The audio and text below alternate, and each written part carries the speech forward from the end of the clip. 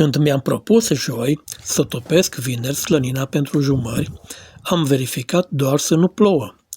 Și nu m-am uitat că vântul urma să bată cu aproape 30 de km pe oră. Așa că, în loc să execut operațiunea în ceaunul olandez pe mini sau barachetă, așa cum mi-am propus, m-am văzut nevoit să folosesc ceaunul cu vântuleac, că ăsta e mai puțin sensibil la vânt. Da, tocmai ai văzut cum mi-a luat vântul cutia cu aprinzătoarele de foc. Deci, am aprins focul, am pornit cronometrul, lemnele sunt cântărite și la urmă vei afla cât timp a durat și câte lemne am consumat ca să fac jumări din 3 kg de slănină pentru topit. La faza asta zic unii că e bine să pui o cană cu apă la început, dar eu am mers fără și mi-a ieșit destul de bine.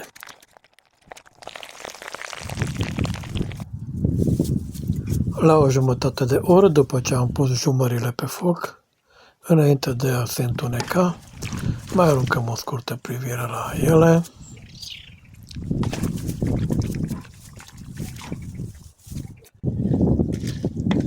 Și, după o oră și jumătate, prima fază e încheiată, jumările sunt aproape gata, urmează să le scot și să le răcesc cât mai repede. Acesta este secretul dacă vrei să obții niște jumări ca pufuleții, adică crocante la exterior și pufoase în interior. Le mănânci goale, adică exact așa cum mănânci pufuleții, fără pâine, fără nimic.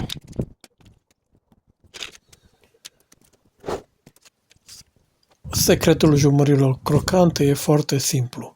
Când sunt aproape gata, le scoți și le răcești. Le răcești forțat, uite cum fac aici cu un evantai pentru grătar.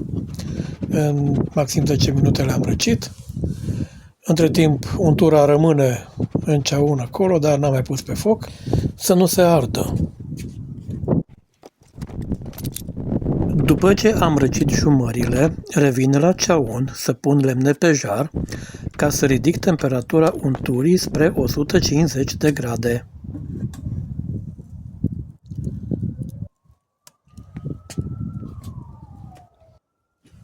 După ce temperatura unturii ajunge la peste 140 de grade, adaug jumările răcite, cu gândul să le las să mai fiarbă încă 10-15 minute.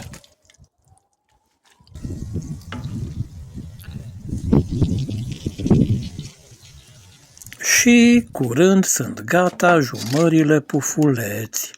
Din 3 kg și 188 de grame de slănină pentru topit, cumpărată de la Kaufland, mi-au ieșit 741 de grame de jumări de cea mai bună calitate și cam 2 kg de untură.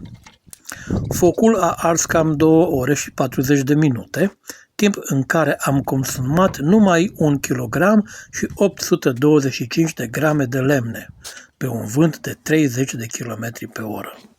Asta da performanță. Vezi, de aia zic eu că vântuleacul este un accesoriu care n-ar trebui să lipsească din nici o gospodărie. Și acum revenind la jumări, ia uzi cum pocnesc în gură.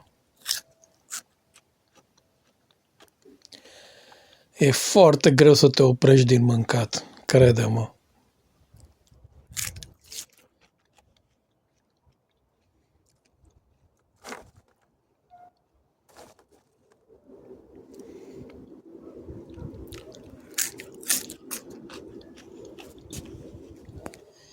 Și acum să le vezi și la lumina zilei, jumările nu sunt arse deloc, doar untura e puțin rumenă. Iar acum că știi secretul jumărilor pufuleți, n-ai decât să-l testezi și tu. Spor la treabă, succes!